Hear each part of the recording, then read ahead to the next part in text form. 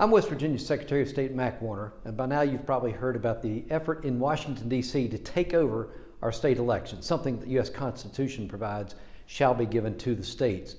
I strongly oppose this effort of a federal takeover of our elections. I've spent 4 years in office trying to improve the safety and security of our elections by working closely with our 55 county clerks.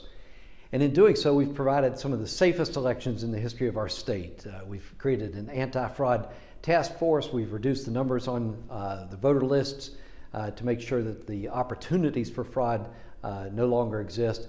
And with regards to safety, you saw in the election of 2020, the personal protective equipment, the recruitment of poll workers, having all the options available in West Virginia, actually providing more options in West Virginia than any other states to allow people access to the polls. And that produced the second highest turnout of voters in the state during the general election of 2020. In short, West Virginia has it right. We don't need the federal government coming in and tell us how to run our elections, as other states don't need the federal government dictating how they will run their elections. In fact, West Virginia has been recognized in several situations. I was asked to testify in front of the U.S. Senate about how we were doing things so well here in West Virginia. And then West Virginia received a national award for extending the electronic voting to voters with disabilities, as well as what we had done already with military and overseas voters. So this isn't a time for H.R.1, which is what this effort is known as, to come in and remove those options that we have been proving effective here in West Virginia. Let me mention just several of the concerns that I have with H.R.1, the House Resolution 1, that is this federal takeover.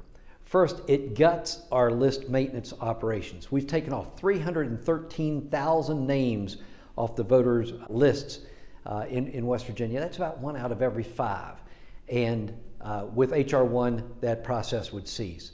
The second thing is it disenfranchises those military, the overseas voters, and the voters with disabilities by eliminating the opportunity for them to cast their votes electronically.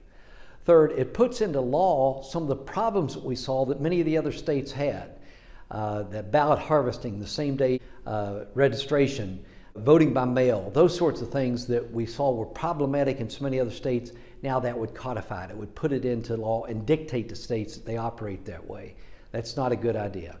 And finally, it federalizes the elections. It's a one-size-fits-all. The federal government in D.C. is going to tell us how to run elections coast to coast. It's just not a good idea, especially for West Virginia. I will continue to work with our county clerks, our governor, our legislature, and the citizens of West Virginia to provide safe and secure elections. That's the way we're going to continue to increase confidence in the election, and not by a federal takeover through H.R.1 and removing those safeguards that we already have in place. Thank you.